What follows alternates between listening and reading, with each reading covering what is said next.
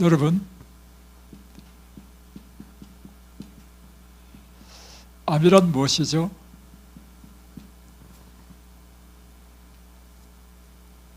암이란 무엇이다? 한번 정리해 보십시다.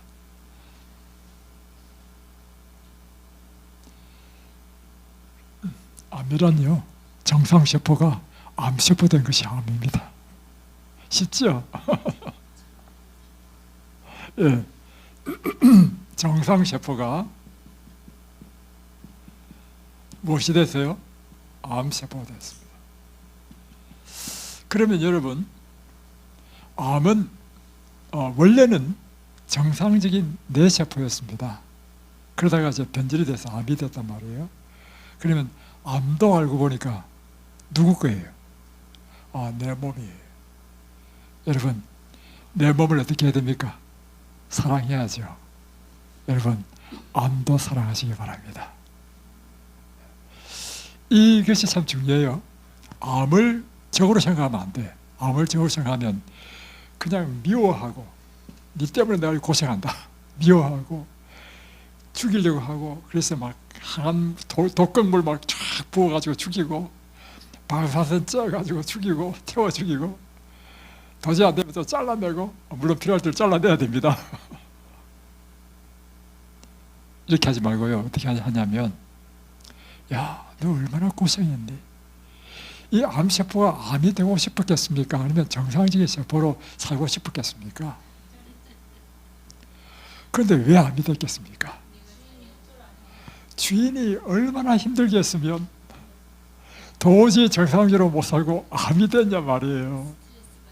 그러니까 알고 보니까 책임이 누구한테 있어요? 암한테 책임 있는 게 아니고 나한테 있어. 그러면 어떻게 해야 되겠어요? 암한테 이렇게 해야 됩니다. 암을 탁 손을 대고, 암아, 미안하다. 내가 잘못 살았다. 나를 용서해다오. 이제 내가 너를 위해서 최선을 다할게. 그러니까 너도 이제 마음을 돌이키고 정상세포로 돌아오라. 그러면, 그러자라도 이 암세포는 무엇에 굶주렸냐면 사랑에 굶주렸어. 암세포 된 다음에 미움을 엄청 받았어. 학대를 엄청 받았어. 근데 어느 날 주인이 와가지고 콕 끌어안으면서, 얘야, 알고 보니 내가 잘못했다. 얼마나 힘들었니? 고생했니? 내가 이제 너를 위해서 내가 최선을 다할게. 이러면 암세포가 뭐 할까요? 감동을 받아. 감동을 받아서 그 마음이 허물어져 버려. 그래서 암세포가 정상세포로 돌아온다는 거예요. 이 방법을 써야 되지 않겠어요? 그죠? 자, 자, 암이 된 상황을 한번 보겠습니다.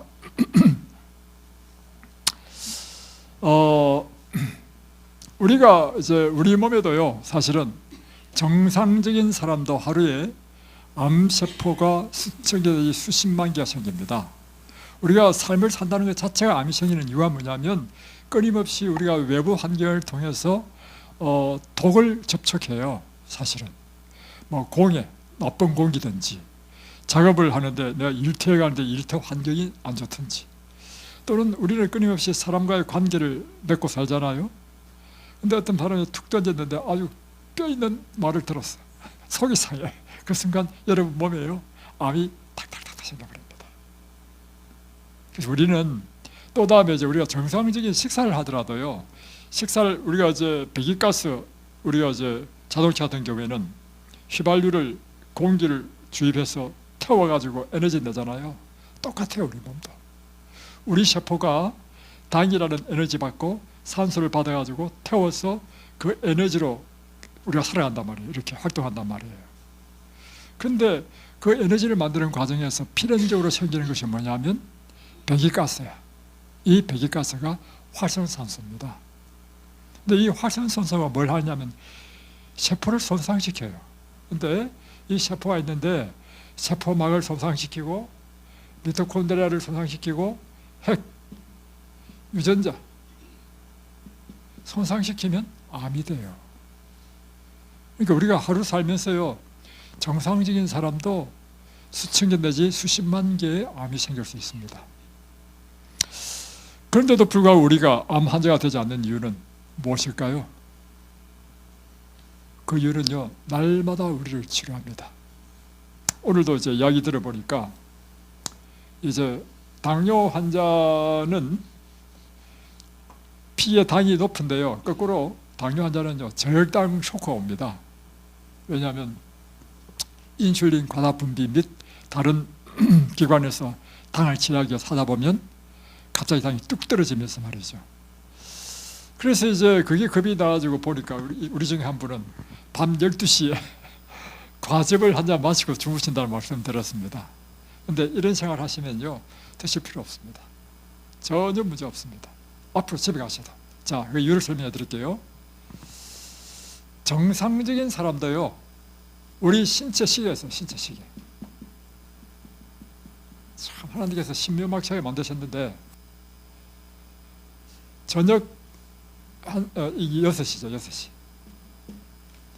저녁 6시 되면 이제 해가 지잖아요. 해가 지는다는 의미는 이제 쉬어라는 뜻이죠. 그러면 우리 몸이 어떻게 작용하느냐 하면 우리 몸의 모든 기능들이요 다 떨어집니다. 다 잠잠해져. 그러니까 소화도 잘 안 돼요. 아침에 식사하고 난 다음에 소화는 제일 잘 됩니다. 다음 점심. 제일 안 되는 데가 저녁이야. 그래서 저녁에는 가급적이면 단순하게 아니면 식사를 안 하고 주무시는 게 더 좋다는 거예요. 자, 그러면서 뭘 하냐면 혈당도 뚝 떨어져요. 왜냐하면 할 일이 없기 때문에. 다음에 체온도 뚝 떨어져요. 뭐냐면 모든 에너지 소비를 최소한으로 만드는 거야. 혈당, 그다음에 혈압도 뚝 떨어져. 그래가지고 밤 10시쯤 되면요, 10시부터 새벽 2시, 3시 요 사이에 2시 요 사이에 제일 낮아져. 근데 요 사이 제일 낮아질 때 뭐 하느냐? 하나님께서 우리를 치료하시는 거예요. 그러니까 에너지 소모는 이런 우리 모든 장기의 활동을 다 멈췄죠. 그래서 저녁도요 소화가 다 된 주무시기 전에는 소화가 다 된 상태가 돼야 된다는 말이 그 말이에요. 그러니까 모든 장기는 할 일이 없어. 그러니까 에너지 사용 거의 제로야. 그러니까 혈압도 떨어지고 다 떨어지는 이유가 그래요. 그럼 그 잉여의 에너지로 뭘 하냐면 치료하는 일을 하는 거예요. 치료하는 일을 하는 거예요. 그래서 낮 동안에 생긴 암들을 이때 다 치료해요. 신명막측하죠. 그러다가요 아침 또 6시에 됐다. 해가 뜨잖아요. 해가 뜨는 이유는 뭐냐면 일하라고 했답니다. 그러면 놀랍게도 우리 몸에서요 혈압이 쫙 올라갑니다. 혈당도 쫙 올라가요. 체온도 쫙 올라가요. 그래서 우리는요 날마다 하루의 삶 가운데 수없는 암세포가 생기지만 밤마다 하나님께서 치료해 주시기 때문에 암 환자가 안 되는 것입니다. 그런데 그럼에도 불구하고 암 환자가 됐다는 이유는 됐다면 밸런스가 안 맞다는 거죠. 다시 말하면 낮 동안에 발생한 암세포가 너무 커가지고 밤 동안에 치료하는 능력이 못 따라가. 이럴 때는 이제 암세포가 척척 쌓이는 거예요. 그래서 우리는 암이 되는 것입니다. 자, 원리는 간단하죠. 자, 그러면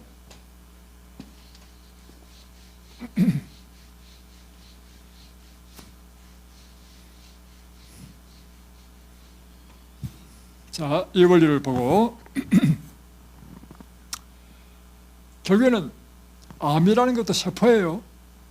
근데 정상 세포와 암세포의 차이는 암세포는 세포가 손상된 것입니다. 손상된데 결정적으로 어디가 손상됐냐면요 핵 속에 있는 유전자의 변질이 온 거예요.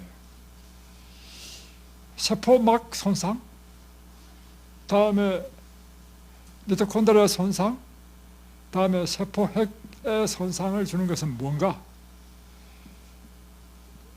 딱 두 가지로 표현하면요, 하나는 독입니다. 독. 하나는 결핍입니다. 지난번에 이야기했죠. 화초나 우리가 똑같아. 화초가 있는데 화초 죽이는 방법을 이야기해 드릴게요. 제초제를 딱 쳐버려. 팍 죽죠. 마찬가지로 우리 몸에 독이 들어오면요, 세포가 독을 딱 만나는 순간 세포질이 깨져버리고 미토콘드리아가 망가지고 심지어 세포핵을 공격해버리면 세포핵의 유전자가 깨져버리는 것입니다. 또 한 가지는 화초에 물을 안 주면 살 수가 없죠. 그처럼 우리가 사는데 필요한 당, 산소, 이것이 공급이 안 되면 세포는 손상을 입어서 급기야는 암세포가 된다는 것입니다. 그래서 우리 세포를 망가뜨리는 독은 어떤 것이 있는가? 어떤 것이 있죠? 첫 번째요, 몇 가지의 독이 있냐면 14만 종류의 독이 있답니다. 엄청나게 많죠. 그 가운데 하나가 독극물. 예, 실제적으로 살충제, 뭐 제초제 이런 것들은 우리 인간의 몸에도 좋지 않죠. 다음에 또 공해. 다음에 공해, 예를 들면 이제 자동차 배기가스에서 나오는 여러 가지 화학 물질들, 이것들은 강력한 발암 물질들입니다. 독이죠. 또 어떤 게 독이 될까요? 미세먼지. 이것도 독이 되고, 또 활성산소. 예. 또 방사선, 약물, 다 독이죠. 흡연, 담배 연기, 다 독이죠. 특별히 활성산소 같은 경우에는 우리 몸에서 생긴 것이 우리의 세포를 손상시킬 수 있죠. 손상시키죠. 그리고 발암물질을 한번 보겠습니다.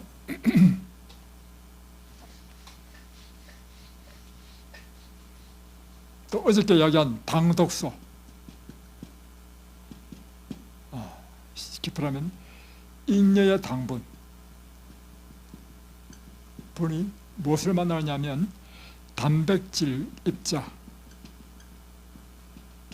또는 지방 입자 또는 핵산, 이런 것들과 결합해가지고 독성의 물질이 됩니다. 이 독성의 물질을 뭐라 하냐면 당독소라고. 당독소. 그 중에 하나가 뭐냐면 최종 당화산물. 이랬다. 기억나죠? 어저께 공부한 거 다 기억나죠? 예. 이 독성의 물질, 이걸 당독소랍니다. 당독소.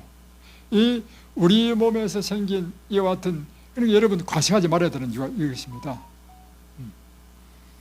그래서 잉여의 당분이 남으면 이 당분이 세포 속에 못 들어가고 피 속에 돌면 피 속에 있는 지방, 단백질을 결합해가지고 독극물을 만들어요. 독극물. 그래서 이 독극물이 우리 몸을 공격해. 그래서 우리가 잘못 먹은 거로, 이거는 외부에서 온 것도 아니고 우리가 잘못 먹은 거로 인해서 생긴 독이단 말이에요. 또 하나는 발암물질.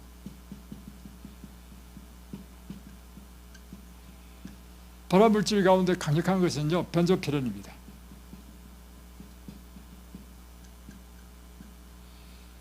벤조피렌은 특별히 숯불구이 할 때 그 고기의 기름이 불에 탈 때 일어나는 이것이 바로 벤조피렌입니다.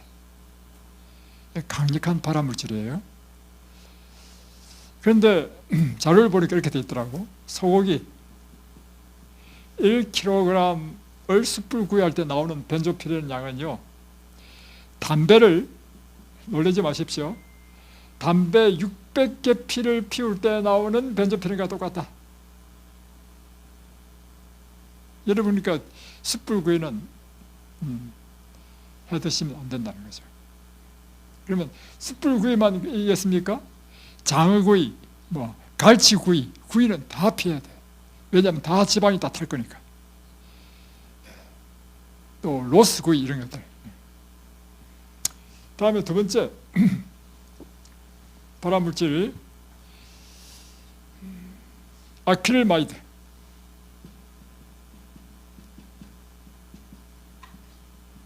이건 뭐냐면 커피, 원두 커피를 볶아서 커피 만들 때, 원두 커피 볶을 때 원래 커피가 까만 색깔 아닙니다. 볶아가지고 까만 색깔 됐죠. 아크릴마이드가 생성된다는 것입니다. 커피는 드시면 안 된다. 세 번째, 아질산 나트륨.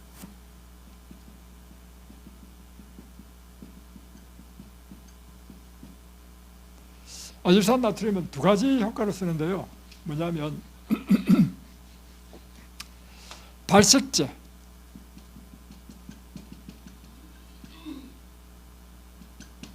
다음에 방부제, 두 가지 목적으로 사용됩니다. 그러니까 여러분 소시지라든가 이런 햄이라든가 할 때 발가랗게 한 색깔이죠. 색깔. 아질산 나트륨이고요. 그뿐만 아니라 우리가 이제 소고기집에 가면, 정육점에 가면 소고기가 딱 걸려 있는데 발그레하게 신선하게 보이죠. 원래 소고기 잡으면요, 그거요, 고기 속에 뭐가 있어요? 피가 다 있기 때문에 시간 지나면 피는요 까맣게 됩니다. 근데 정육점에 딱 걸려 있는데 고기가 까맣게 있으면 여러분 이게 먹고 싶겠습니까? 안 먹고 싶겠죠. 그래서 하는 게 뭐냐면 아질산 나트륨 처리를 합니다. 쫙 처리하면요 원래 그 빨간 상태가 유지가 돼. 그래서 딱 보면 먹음직하잖아요. 신선하게 보이고. 두 번째는 방부제 역할을 또 합니다. 섞지 않도록. 그러니까 반드시 넣는 거죠. 이게 강력한 이 발암물질이 되는데 그 이유는 무엇인가 하면 이것이 우리 이제 고기와 함께 위에 들어가잖아요. 위에 들어가면 위에서 단백질을 소화시키거든요. 단백질이 소화되면 뭐가 되느냐면 아미노산으로 분해가 됩니다. 20가지 종류의 아미노산으로 분해될 때 분해된 단백질을 소화방이 돼서 분해된 아미노산과 이 아질산 나트륨이 딱 결합해가지고 니트로사민이라 하는 발암물질을 만들어내. 그래서 사실 육식이 이와 같이 첨가물에 의해서 발암물질이 우리 속에 생겨나는 것입니다. 자, 다음에 여러 가지 있는데 다 생략하고요. 다음에 그 중에 하나가 어저께 우리가 배웠던 것처럼 당독소. 아까도 이야기했죠. 우리 몸에 고기가 아닌 탄수화물을 먹었다 할지라도 과잉으로 먹게 되거나 할 때 이 과잉의 당과 우리 몸에 있는 지방, 단백질 입자가 결합해가지고 새로운 독소가 되는 것. 이걸 바로 체중당한 산물 또는 당독소라는 거예요. 이 독소가 세포를 손상시켜요. 그래서 과식을 하지 말아야 되는 이유가 그거예요. 두 번째는 우리가 지방이 많은 음식들을 우리가 가급적인 피해야 되는 것입니다. 네. 자, 또 한 가지는 이것입니다. 자, 하나는 독이고 두 번째는 결핍이에요. 결핍은 딱 두 가지입니다. 영양의 결핍, 산소의 결핍. 예를 들면 지금 어제 우리 이미아 씨 이야기 들어보니까 야, 북한 사람 너무 불쌍하더라고요. 먹을 게 없어가지고 이 남한은 이렇게 진짜 잘 사는데, 그죠? 그러니까 이렇게 보세요.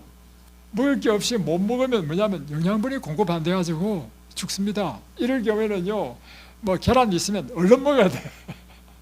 왜냐하면 지금 영양분이 부족할 때는요, 계란이든 고기든 막 생기기만 하면 먹어야 돼. 그래야 영양분이 보충이 되지. 그러나 지금 우리가 이야기하는 것은 일반적으로 이제 먹을 것이 풍부한 곳에서는 뭐 이렇게 육식이라든가 계란, 우유를 드시지 말라는 것입니다. 자, 그래서 일단 영양이 공급이 안 되면 죽고, 두 번째는 산소가 공급이 안 되면 또 에너지를 못 만들어내. 영양분과 산소가 하는 일이 뭐냐면 미토콘드리아에서 ATP라는 에너지를 만들어내거든요. 이 에너지를 만들어내야 세포도 재생시키고 활동도 하고 활력도 있고 모든 기능들이 제대로 움직인단 말이에요. 그런데 그 중에 한 개라도 빠지면 안 되겠죠. 자, 이 가운데 특별히 암을 만드는 게 뭐냐면 산소의 결핍이라는 것입니다. 영양이 결핍해가지고는요, 암이 안 된다는 것입니다. 근데 산소가 결핍할 때 암이 된다는 거예요. 이게요, 누가 발견했냐면 독일의 생화학자 오토 바르부르크라는 사람인데요, 박사인데, 바르부르크 박사. 이 박사님이 세포의 산소가 65% 이하로 떨어지게 되면 암이 되어버린다는 것입니다. 그러니까 어떤 이유서든지 세포의 산소가 65% 이하로 떨어지게 되면 이 세포는 산소를 못 받기 때문에 정상적인 에너지 생산을 못해. 그런데 이 세포가 이런 열악한 환경 가운데는 쓰라도 살아야 되잖아요. 그러니까 이야기들을 보니까 북한에서는 먹을 게 없으니까 뭐 풀뿌리 뜯어먹고 산다 하더구만. 그러니까 곡식이 없으니까 그라도 먹고 살아야 되는 것처럼 지금 이 세포가 지금 정상적인 산소가 안 들어오니까 이 당을 에너지로 만들어야 살 거 아니에요. 에너지 만드는 방법이 산소로 태워야 되는데 못 태우니까 산소 없이 당을 분해하는 것이 뭐냐면 발효예요, 발효. 그러니까 산소 없이 발효해서 에너지를 만들어내는. 그래서 이제 변질돼 버리는 거예요, 변질. 이렇게 변질된 것이 암이라는 것입니다. 그런데 이렇게 산소 없이 발효를 해가지고 에너지를 만들어내다 보니까 에너지를 만들어내는 효율이 뚝 떨어져. 예를 들면 당 1에 예를 들면 뭐 100의 에너지를 낸다고 하면요, 이것은 발효한 것은 1을 넣으면 18% 18분의 1 밖에 못 만들어내. 100 곱하기 18분의 1밖에 못 만드는 거예요. 그러니까 18분의 1로 뚝 떨어져 버리니까 일어나는 일이 뭐냐면 사람이 힘이 없죠. 그럼 아마도 힘이 없는 거예요. 두 번째는 자꾸 당을 땡겨. 그래서 암이요, 자꾸 땡기는 이유가 뭐냐, 에너지 효율이 떨어지니까 더 많은 에너지를 공급받아야 될 거 아니에요. 그러니까 당이란 당은 이 암이 다 빼앗아 먹어. 이게 바로 암 환자의 문제예요. 다음에 또 한 가지는 에너지 효율이 떨어지니까요, 체온이 일반적인 사람들보다 떨어집니다.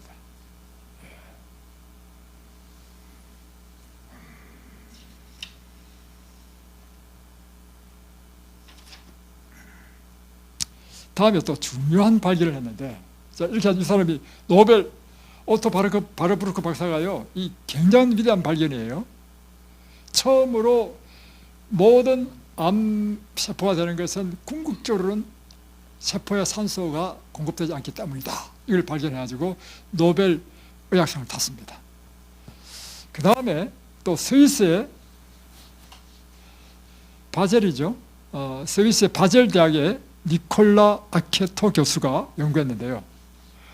뭘 연구했냐면 이 암세포에 산소가 계속해서 공급이 안 되면 원발암 세포는요, 산소를 찾아서 다른 데를 찾는다는 것입니다. 이게 뭐예요? 이게 전인 거야. 그래서 산소를 찾아서 다른 데 튀어버려. 그래서 다른 곳에도 자리를 잡아. 그래서 이제 이렇게 질문합니다. 그러면 원바람 이 세포에 산소를 충분히 공급하면 전이가 없어지는가? 답은 뭐냐면 yes. 놀랍죠? 다음에 또 두 번째 질문. 그러면 암의 전이뿐만 아니라 기존의 암세포에게도 산소를 충분하게 공급해주면 암세포 사이즈가 줄어드는가? yes라고, yes.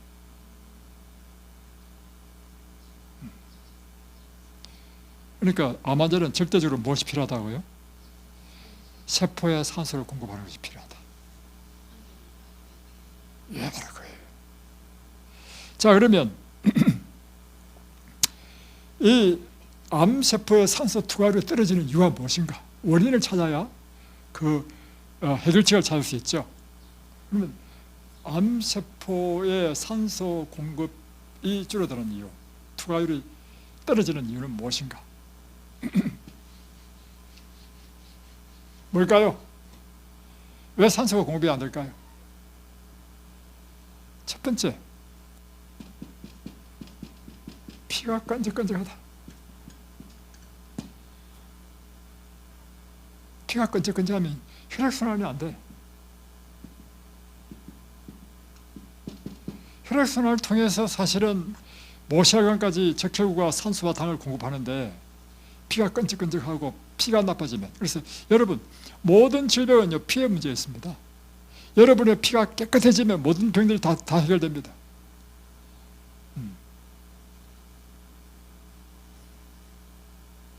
그러면 왜 피가 끈적끈적해지는가? 어떻게 하면 피가 끈적끈적해집니까? 첫 번째, 잉여의 당분이 피 속에 떠다닐 때 끈적끈적해집니다. 두 번째, 지방 음식을 많이 먹으면요, 그 생물 현미경으로 보니까요, 피 속에요 지방이 떠다녀. 다음에 세 번째, 단백질도 너무 많이 드시면, 근데 이 식물성 단백질은 관계없어. 동물성 단백질은 문제야. 단백질을 많이 먹으면 또 피가 탁해져 가지고 뻑뻑해집니다. 이 세 가지 이유.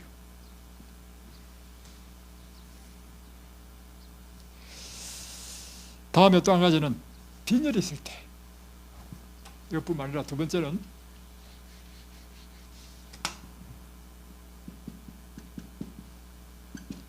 빈혈이라는 것은 두 가지입니다. 첫 번째는 적혈구 수가 적을 때, 두 번째는 헤모글로빈이 적혈구의 기능을 담당하는 것이거든요. 헤모글로빈이 수치가 떨어질 때 여러분 산소 공부를 잘 못한다는 것입니다. 세 번째, 심장 기능이 떨어질 때. 그러니까 심장에서 펌핑을 잘 못한단 말이에요. 펌핑. 그래도 그런 경우도 그렇게 되겠죠, 그죠? 심장 펌핑을 하는데 혈액이 막혀가지고 막 혈액순환이 안 될 때도 그렇게 되고, 그죠? 다음에 또, 자, 산소 공급이 안 되는 이유는요, 폐에 문제가 생길 때, 폐 질환이 있을 때, 폐가 제 기능을 제대로 못하면 산소를 충분히 공급하지 못하죠. 다음에 세 번째는 세포막의 손상이 발생할 때.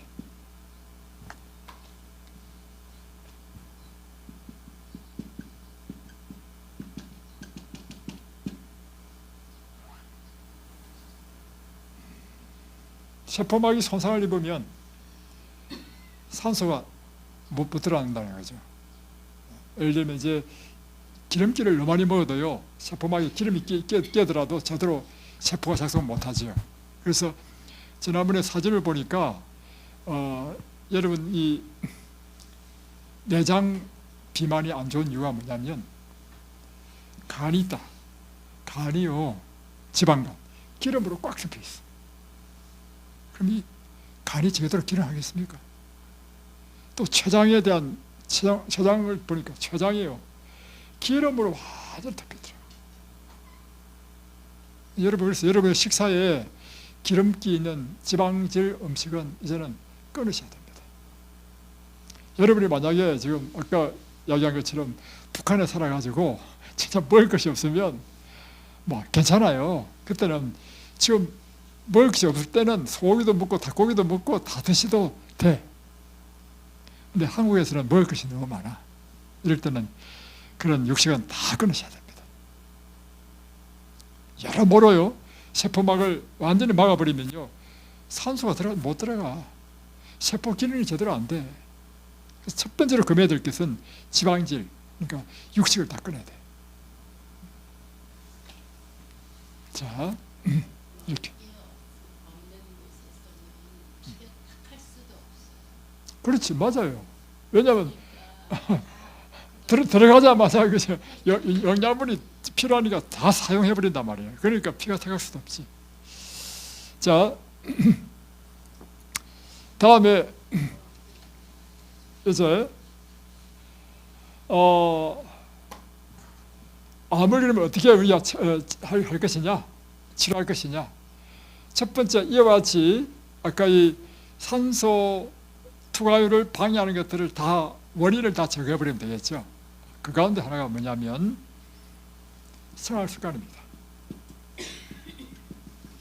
1번은 뭐냐면 환경을 개선하고,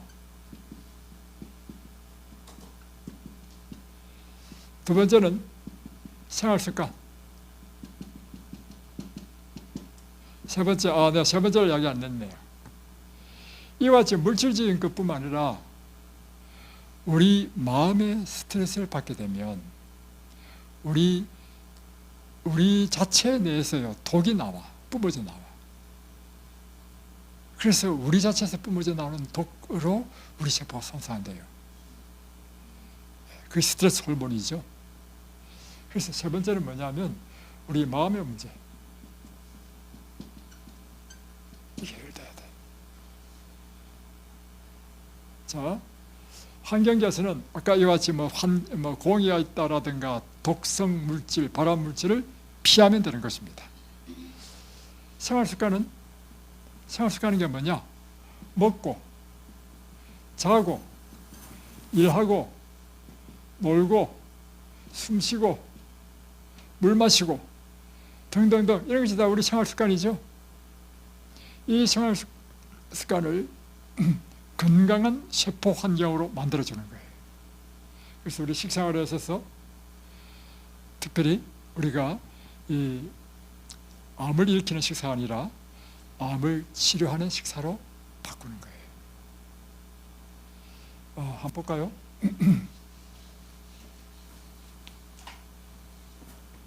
암을 치료하는 식사는요,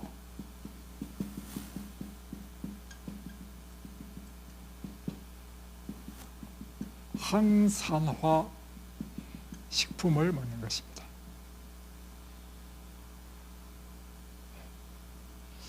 항산화 식품은요, 우리 몸에 독을 제거하는 식품이라는 뜻입니다. 쉽게 표현하면 이것은 통곡식, 과일, 야채, 다음에 견과, 이것입니다. 자, 이 가운데 치료 목적으로 볼 때 가장 효과 있는 치료 물질은 이 네 가지 가운데 뭘까요? 야채입니다. 야채. 이건 성경적으로도 우리는 설명할 수 있습니다. 창세기 1장 29절을 자세히 읽어보면요, 그곳에서는 무엇이 없냐면 야채는 포함이 안 돼, 사실은.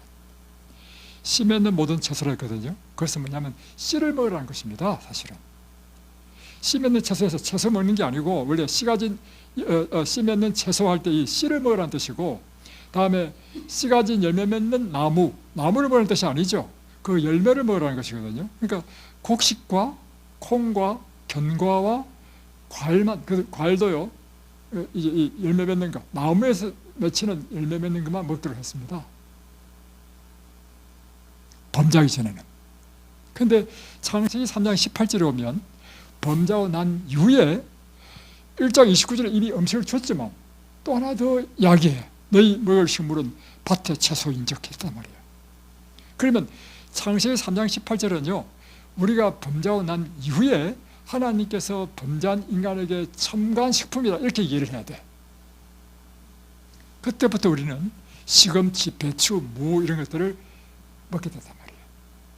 왜 이걸 주셨느냐? 죄를 지은 다음에 이 세상에 질병이 들어오게 된 거예요. 질병을 치료할 목적으로 주는 것이 야채야. 그래서 환자들은요, 야채를 먹어야 돼. 근데 제가 이제 또 성경을 자세히 읽어봤거든요. 읽어보니까 샤알과 사탕에서는요, 다시 원래대로 열매만 먹더라고. 열매만. 왜냐하면 질병이 없어질 거니까. 그래서 여러분이 야채를 풍성히 드셔야 됩니다. 이 야채에 항산화 식품이 많은데요, 그것은 대표적인 것이 비타민C입니다. 비타민C는 어디에 많은가? 비타민C는 푸른 색깔 채소는 다 비타민C가 많아. 예, 3장 18절 창세기. 그래서 여러분, 고추가 푸른 색깔이죠. 고추에 비타민C가 많겠습니까? 사과에 비타민C가 많겠습니까? 고추가 많습니다. 다음에 비타민 A, 베타카로틴이죠. 비타민 E, 이 전부 다 항산화 식품이고요. 그래서 자료를 보니까 이렇게 되어 있더라고요. 자, 야채 중에 최고의 항암식품,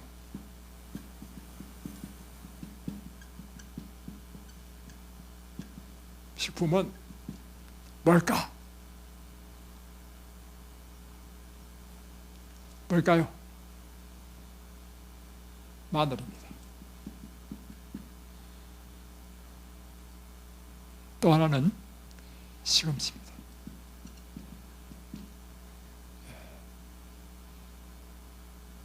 근데 시금치는 생거로 먹는 게 좋습니다. 다음에 과일 중에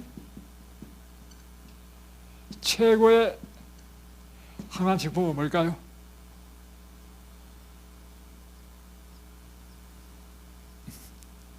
뭘까요? 딸기입니다.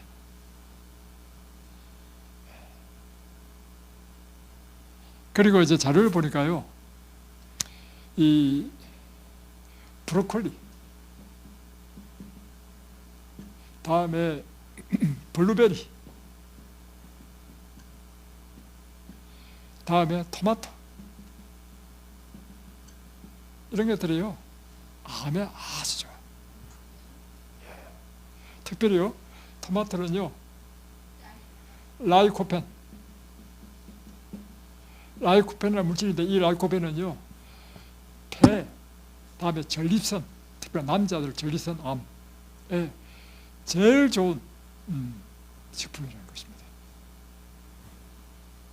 그래서 근데 이제 이 중에 어떤 이제 실험을 했는데 최고가 딸기라는 것입니다. 나는 좀 의아스럽게 생각했어. 왜냐하면 저는 딸기를 별로 안 좋아했습니다. 왜 안 좋아했느냐면 딸기는 껍질도 없어. 그래서 내 생각에 분명히 키울 때 농약을 쳤을 텐데 껍질 있으면 좀 벗겨보면 좋겠는데, 그래서 딸기를 안 좋아했거든요. 안 좋았는데 성분으로 볼 때 딸기가 제일 좋다는 것입니다. 그래서 제가 이제 그 이후로 제 친구 아들이 농사를 지으면서 포천에서 딸기 농사를 지으면서 짓는 이야기를 듣고는 이제 안심하고 딸기를 먹을 수 있겠다 하고 생각이 들었습니다. 딸기 농사 지을 때 보니까 이렇게 하더라고요. 비닐하우스에 흙을 산답니다. 흙이 그 비료가 유기질 비료가 풍부한 흙을 별도로 이렇게 판으로 해가지고 판으로 판대. 판으로 이렇게 쫙 놨던데. 그러니까 흙 자체가 이미 그 유기질 비료가 충분한 걸로 딱 준비되어 있고, 다음에 여기에 일단 2단 해가지고 딸기를 탁 심으면요, 농약을 칠 때 기준치의 이하로 칠 뿐만 아니라 처음 치고 이게 열매 맺을 때는요 농약을 안 친대요. 그래서 자기가 아들 돕기 위해서 딸기를 딸 때 그 자리에서 따서 먹는데, 그 말 듣고 앞으로 딸기를 먹어야 되겠구나. 네.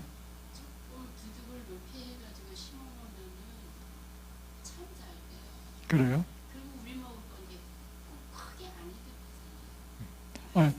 여기는 이제 전문 판매할 목적을 하기 때문에 이 흙 자체가요 아주 영양분이 많은 흙. 그래서 이게 딸기가 영양분이 많은 딸기였다는 생각이 딱 드는 거예요. 네. 맛도 달고 좋고. 자, 이제 이와 같이 환경적 요인, 생활 습관, 다음에 세 번째 마음의 문제를 한번 보겠습니다. 우리의 마음을 치료하시는 분은 누굽니까? 하나님밖에 없어요. 하나님밖에. 그래서 여러분, 우리가 암을 치료하는 가장 좋은 방법은요, 우리의 마음의 창을 하늘을 향하여 여는 것입니다. 우리의 마음의 창을 하늘을 향해서 열 때 치료에 뭐라고 표현했냐면 치료의 능력이 홍수같이 쏟아진다. 우리 마음을 하늘로 여는 게 뭘까요? 첫 번째는 하나님의 말씀을 받는 것입니다. 날마다 하나님의 생명의 말씀을 받을 때 일어나는 일이 있는데 속에서부터 막 힘이 올라와. 제가 발견한 바로는요, 새벽마다 말씀을 읽으면 용기가 생기고 의욕이 생기고 내 영혼이 새로워지고 그렇더구만. 이것은 이 세상 무엇으로도 줄 수 없는 놀라운 힘과 능력이 돼. 감사가 충만해지고 모든 생각이 긍정적이고 희망적이고 믿음 충만해지고. 그러니까 이렇게 돼 있어요. 치료봉사에 보면, 이렇게 건강생활의 지혜에 보면 하나님의 말씀은 우리의 심장과 우리의 뇌와 신경저주에 이 전기 스파크를 준다 그랬어요. 전기 스파크를 준다는 거예요. 강력하죠. 두 번째는 뭔가? 두 번째는 기도입니다. 하나님의 능력을 받는 통로는 기도라고 하는 것입니다.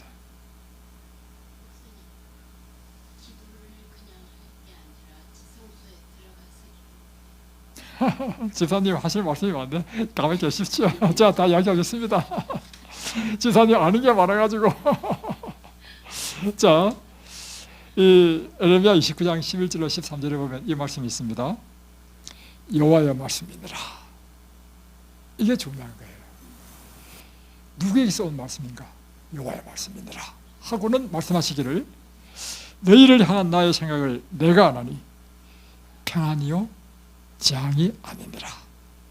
여러분, 오늘 하나님께서 말씀하셨습니다. 여러분 한 사람 한 사람에게 갖고 있는 하나님의 생각은 여러분이 평안, 다시 말하면 인생의 염려와 걱정, 고민, 인생의 문제로부터 완전히 벗어나야 마음이 평안할 거 아닙니까? 그것이 하나님의 뜻입니다. 이 평안 속에는 무엇이 포함되냐면 여러분이 지금 육체적으로 질병을 고통하는 것으로부터 벗어나서 건강한 삶을 사는 것이 하나님의 뜻이라고 하는 것입니다. 그리고는 말씀하시기를 재앙이 아니니라. 재앙은 나에 속한 것이 아니다는 것입니다. 그러니까 결국은 우리가 재앙당한 것은 하나님께서 주신 것입니까? 사단 마귀가 준 것입니까? 사단 마귀로부터 받은 것입니다. 내가 잘못 살아가지고. 자, 다음. 그래서 너희가 이렇게 재앙을 당할 경우는 어떻게 하라냐면, 너희가 내게 부르짖으며 내게 와서 기도하라. 그러면 내가 너희의 기도를 들을 것이요, 너희가 온 마음으로 나를 구하면 나를 찾을 것이요, 나를 만나리라. 하나님께 부르짖으라는 것입니다. 기도하면 내가 너를 만나주겠다. 1847년 초기 문집에 나오는 계시입니다. 엘렌지 화이트이 계시를 받게 됐는데 여러 성도들과 함께 기도하는 중에 계시를 받게 됐습니다. 나는 곧 지상의 사물들을 의식하지 못하게 되었고 하나님의 영광스러운 계시에 둘러싸이게 되었다. 그러면서 거룩한 도성으로 자기가 이제 데려감을 당했습니다. 도성 안에 성전이 있었고 그 성전 안으로 들어가게 됐는데 천사가 인도했습니다. 한 문을 통과하니 첫 번째 휘장이 있었고, 하늘에 무엇이 있어요? 지금 하늘에 성소가 있고 그 성소에서 하나님께서 우리를 위하여 일하신다는 것입니다. 그래서 첫 번째 휘장이 딱 그치니까 들어가니까 이 지상의 성소처럼 분향단이 있고 촛대가 있고 떡상이 있더라 이 말이에요. 다음에 또 천사가 또 두 번째 휘장을 딱 걷어주니까 두 번째 장으로 딱 들어가니까 법궤가 있고 검으로만 쌓여진 그 법궤가 있고 두 천사가 검으로 친 두 천사가 함께 마주보고 있는 그 법궤 옆에 앞에서 예수님이 기도하시는 모습을 보았다는 것입니다. 그런데 그 두 천사가 이게 서로 마주보고 있는 그 가운데는 영광스러운 빛으로 찬란하게 빛이 났다. 곧 하나님의 임재를 나타내는 셰키나 영광이 있었고 그 앞에 향단이 있었다는 것입니다. 그러니까 향단이라는 것이 성소의 분향단뿐만 아니라 그 지성소 안에도 향단이 있었다는 것입니다. 그래서 예수님이 바로 그 옆에 그 앞에 계셨다. 그런데 그 다음 초기 문집, 예, 보시면 나옵니다. 페이지 수는 제가 안 적었습니다. 자, 그런데 다음에 나오는 표현이 이것입니다. 잘 들어보십시오. 성도들이 이 땅에서 기도할 때 그 기도가 예수님께 올라왔을 때 예수님 앞에 있는 그 향로에서 향기로운 연기가 쫙 올라오는데 이 연기가 피어 올랐는데 예수께서는 법궤 곁에 계셔서 그들의 기도를 향연과 같이 그의 아버지께로 올려보내고 계셨다. 그러니까 이와 같은 것입니다. 자, 잘 보세요. 야, 이 영적인 비밀을 여러분 아셔야 됩니다. 그럴 때 여러분이 기도할 때요, 확신 있게 기도할 수 있습니다. 자, 보세요. 하늘에, 지금 이게 하늘의 모습입니다. 하늘에 성소가 있고 지금 예수님께서는 성소 가운데 두 번째 칸인 지성소에 계십니다. 이 지성소는 이와 같습니다. 두 천사가 서로 마주보고 있고 이 법궤, 십계명이 있는 법궤죠. 이 앞에 있는데 이 앞에 향로가 놓여 있고 예수님께서 이곳에 계셔서 이렇게 봉사하고 계신단 말이에요. 예수님께서. 그런데 이 땅에서 성도가 기도한단 말이에요. 기도하니까 이 기도가 이 향로의 연기처럼 확 피어올라. 그러니까 예수님께서 이 성도의 기도를 받아가지고 아버지께 탄원하더라요. 탄원. 누구를 위해서? 우리를 위해서. 그러니까 여러분, 우리가 기도할 때 우리 기도를 누가요? 예수님께서 향기로운 연기와 함께 아버지께 드릴 때 어떻게 기도하겠습니까? 우리의 부족한 기도를 예수님께서 아버지께 올릴 수 있도록 잘 이렇게 해서 기도하시겠죠?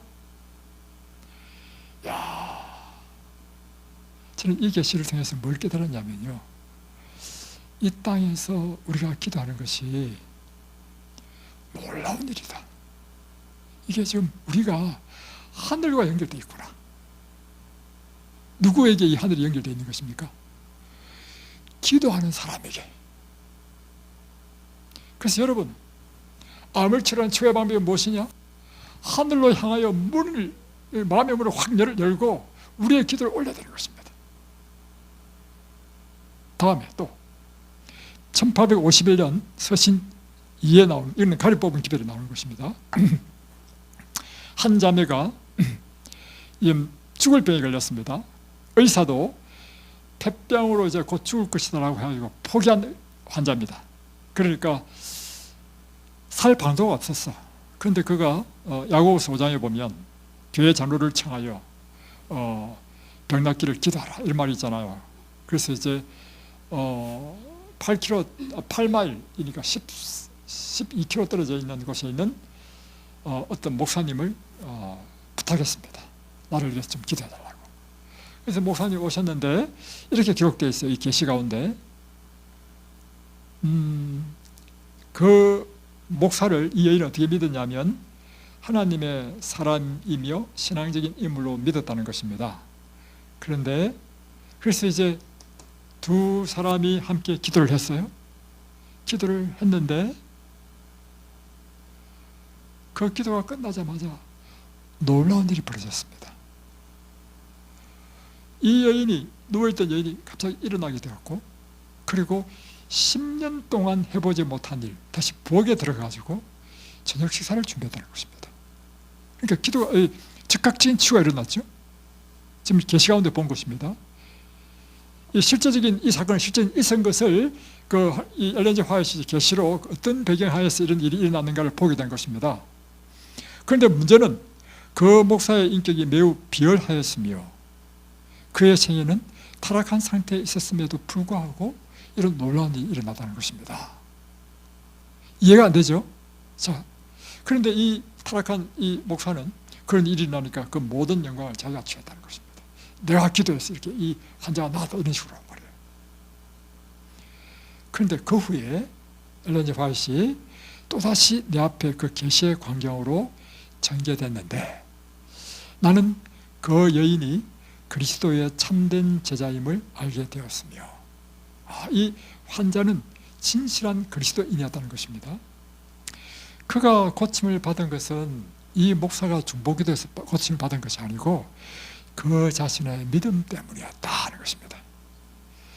나는 저들이 기도하는 광경을 보았다. 한 기도는 몽롱하고 암담하며 아래쪽으로 하늘로 못 올라가고 떨어져 버리는 것입니다. 그런데 또 하나의 다른 기도, 이 다른 기도가 바로 이 여인의 기도입니다. 빛과 다이아몬드처럼 반짝이는 점들로 섞여 있었으며 예수님을 향하여 올라가고 있었다. 이야, 자 보세요. 저는 이것이 너무나 감동적이었습니다. 이 계시가. 자, 우리가 이 땅에서, 이 지구입니다, 지구. 이 지구에서 지금 우리가 하나님께 기도한단 말이에요. 무릎 꿇고. 기도할 때 여러분, 기도의 제일 좋은 자세는 무릎을 꿇고 기도하는 것입니다. 그래서 제가 안식학교든지 설교 예배 때든지 기도하는 자가 반드시 이야기하죠. 무릎 꿇고 기도하십시오. 이렇게. 자, 기도를 하면 진실한 기도는요, 빛 있죠. 반짝반짝 빛나는 다이아몬드 있죠. 다이아몬드 가루처럼 반짝반짝 빛나는 다이아몬드 빛처럼 이게 어디로? 하늘로 쫙 올라옵니다. 그러면 하늘 지성소에서 예수님께서 이 기도를 받으신다는 거예요. 자 보세요. 빛과 다이아몬드처럼 반짝이는 점들로 섞여 있었으며 예수님을 향하여 올라갔고 주님께서는 그 기도를 감미로운 향기처럼 하늘 아버지께 올려드렸다.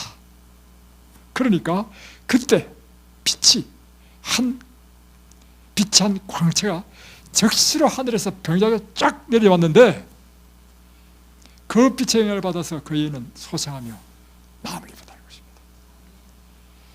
이야.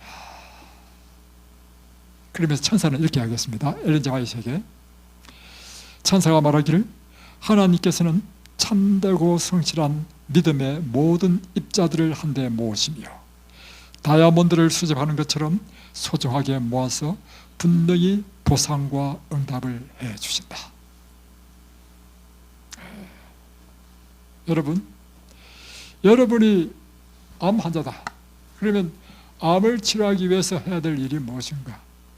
그것은 여러분 세포에 더 많은 산소를 공급하기 위해서 열심히 운동하고, 다음에 항산화제인 채식을 하고, 육식을 금하고, 다음에 환경적으로, 이것은 당연히 해야 되는 것이고, 이것은요 여러분의 치료의 10%입니다. 10%.